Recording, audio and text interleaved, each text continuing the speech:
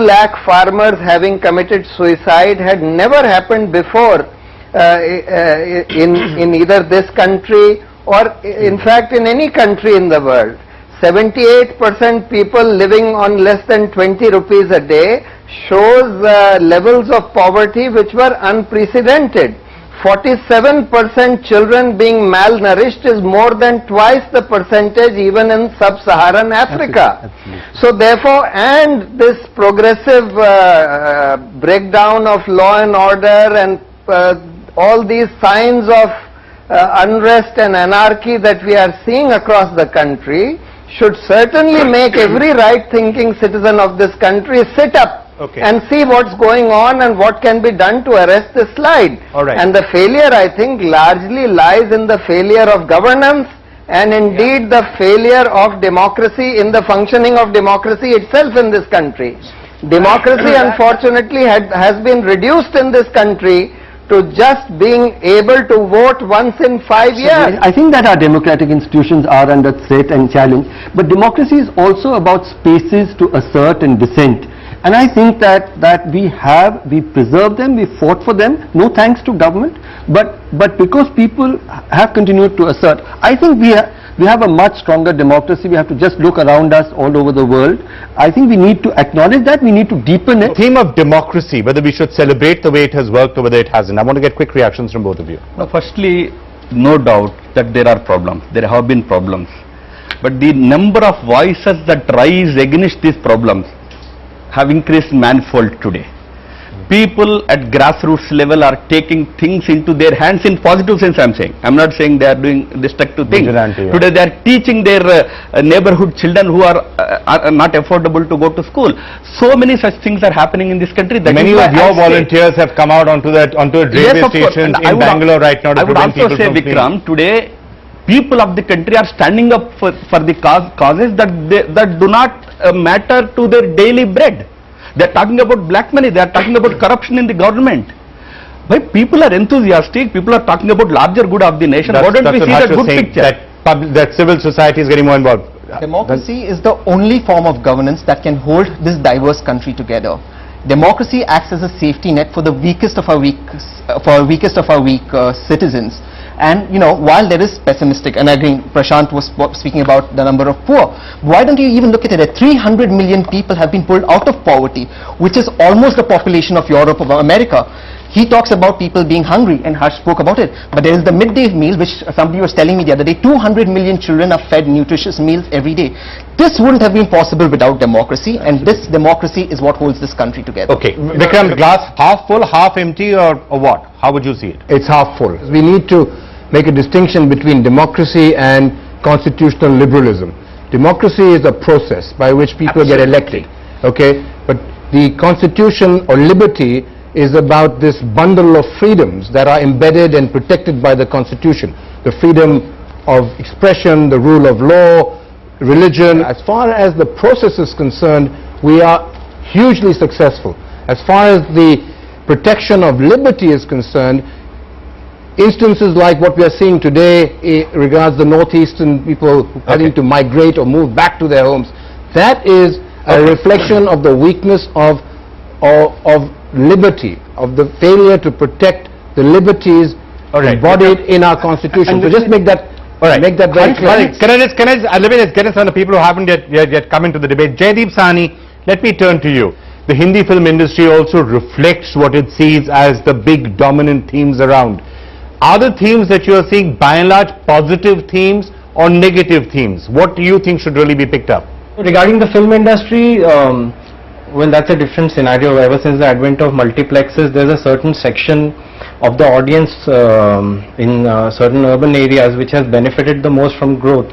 They also contribute most in terms of the ticket sales, so it's a kind of a bit of a positive feedback spiral of positive news, which is perhaps not very relevant to large sections of the country anymore. Okay, so the film industry is being positive but not necessarily reflecting the rest. So here, before I come to Murad. I think we use democracy as a crutch for lethargic and irresponsible governance many a time. With forms of government, it was said many years ago, let fools contest. That which is governed best is best. Try telling a person who's deprived of education, of primary health, talk to him about democracy and see what he says. So let's not talk about democracy as a I'm not sure I crutch. agree with you. I'm sorry. I'm not sure you agree. This At whole the time thing India was much poorer, democracy was taken away from us in the emergency, South and Bombay- look what happened. South Bombay Let me votes- just get you in on this. South Do we Bombay votes sometimes for say, Leave. oh, these things don't matter? It's a big deal if there's democracy. You know, people are still poor. think At the this end of the day, is that something which is this is the celebrated? way I'm not that saying this big deal, it is- doesn't matter. This is the I didn't say that. discredited rice bowl theory that the poor don't care about freedom and democracy. The poor only care about the food See, in you're their against stomach. That is contempt for the poor. I think we have to first and all understand that the poor have the same feelings, the same desires, the same needs for freedom and food, for education and aspiration for their children. In fact, they have a greater stake, I could argue, in democracy than we could survive without democracy. The poor can't. Amartya Sen has said, for example, that the greatest guarantee of the poor is democracy. Let me just get Suhail to respond to what you were saying. Suhail? Number one, we didn't say we're looking at it from a rice bowl perspective. We were very clear in saying democracy as a process mustn't be used as a crutch for irresponsible governance. Number one, It's a different you matter. quote Amartya Sen, let me quote him as well. In his more recent work called The Idea of Justice, he says, of what use is judicial process if justice is not fair? And he makes this distinction between niti and nyay. That's exactly the kind of distinction we're But I making can between argue- democracy. I would- The ups and downs of Yeah. the national mood. You could argue that there were times in India, Yeah. historically speaking, where we were perhaps worse off than we are today, where the mood was far more upbeat Yeah. than it has been for the last few years. You know, I think that, for example, almost everybody that you would talk to would say that the initial decade and a half after independence was one of great optimism. It isn't that we were better off then. Poverty was far more extreme. Education was virtually non-existent for the poor. Levels of literacy at the time of independence were for women virtually non-existent, for men not even around 10% or so. Today, we know the figures. The average age expectancy, life expectancy was 30 years in 1947. So we are better. We now have 65. No, it's not just a question of better. We also have to see the scale. And 65 years in the life of a nation, when I look at it as a historian and I compare 65 years in the life of other nations, you know, it took the British till after the First World War to give women the vote. And they had started the democracy at the end of the 18th century. It took the Swiss till 1970s to give all women the vote. You know, there was a whole America, 170 years after independence, was still struggling with civil rights. We and issues have like that. 50% reservation for women at the panchayat level. Again, one can talk about the deficiencies. I agree completely with Harsh and others when they talk about the unacceptable levels of poverty, malnutrition, etc. But my point would be, unless we are confident and conscious of our successes, we cannot handle our failures. We need that confidence. Absolutely. We Have need that confidence to But that's handle our perfect- weaknesses. Perfect time for me to get you in. And one of the reasons which actually gave us a thought of this is, we've just finished the Olympics, right? 6 medals. Now the immediate reaction has been, you know, what's the big deal, there are only 6 medals. Now, on the other hand, you could say it's double the best that India has ever done. It's more than the entire number of medals that India won in a 36-year period leading up to 2008. But the mood was almost to say, well, it's a failure because we only got 6. You know, do you think sometimes we can be too negative? Yeah, we are at times negative. We are very negative, and I could see it in the discussions which was taking place here just now. Now, if I'll give you a very simple example. I'm not an economist that I'll go into economic details, but there was a statement made by one person during the Commonwealth Games saying that on the hygiene conditions of India, and everybody pounced on him, you know. Everybody pounced on him.